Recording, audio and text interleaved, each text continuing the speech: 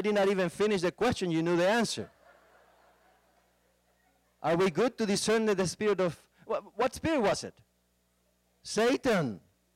I wish we would discern Satan in our own lives that fast, right? You know, it's amazing the things that happen. And I just praise God for what He has done in our home.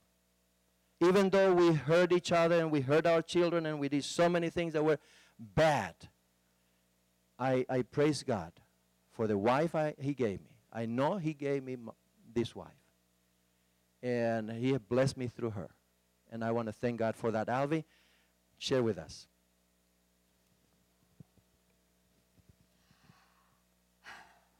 Again, I have the same struggles that he does.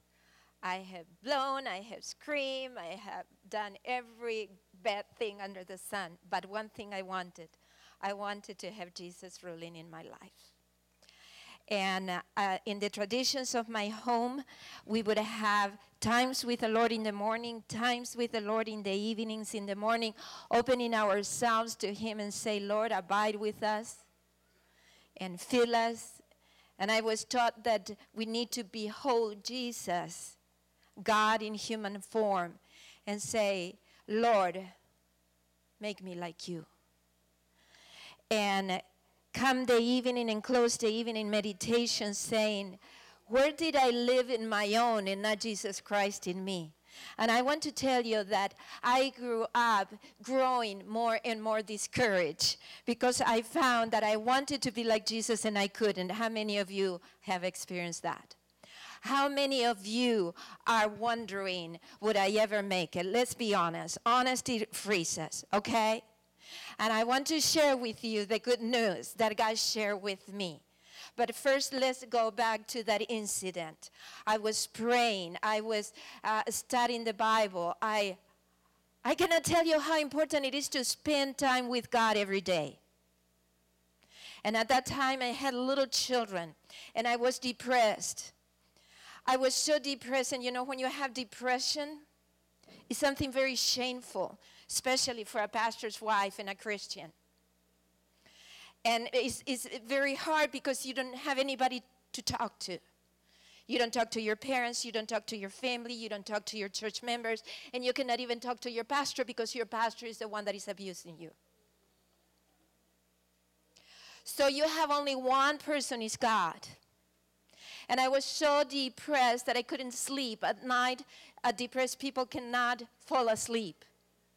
And once you fall asleep about 1 or 2 in the morning, though you are exhausted, probably you wake up again with DVD playing in your mind with all that is going on and all the thoughts and the negative things and the hopelessness and the impressions, almost a power, a demonic power that says, kill yourself.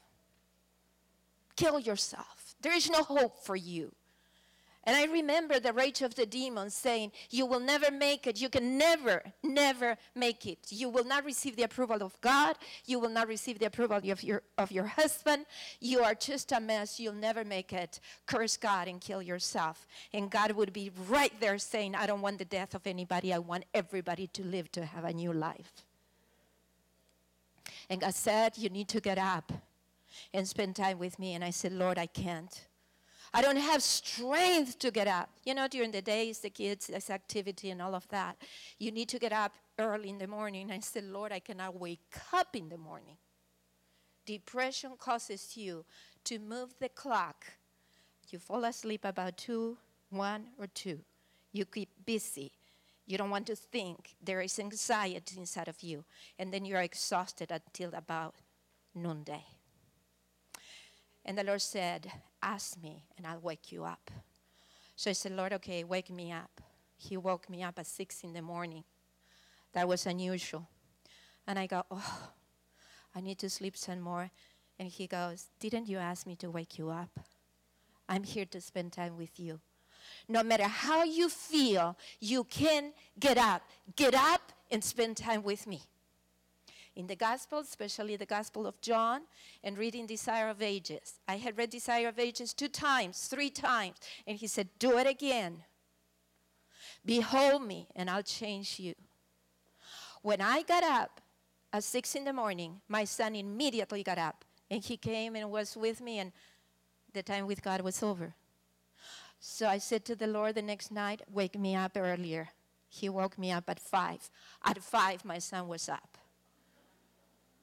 Do you see how Satan tries to interfere in everything that God purposed? And I said, Lord, wake me up whenever you want to, but wake me up so I can spend time with you. And the next morning, it was 2 in the morning. And I go, oh, I just fell asleep. I don't have strength. I said, you asked me to wake you up, and I'm here to give you strength and new life. And I spent an incredible hour with the Lord. After the hour, I just was feeling strength and hope.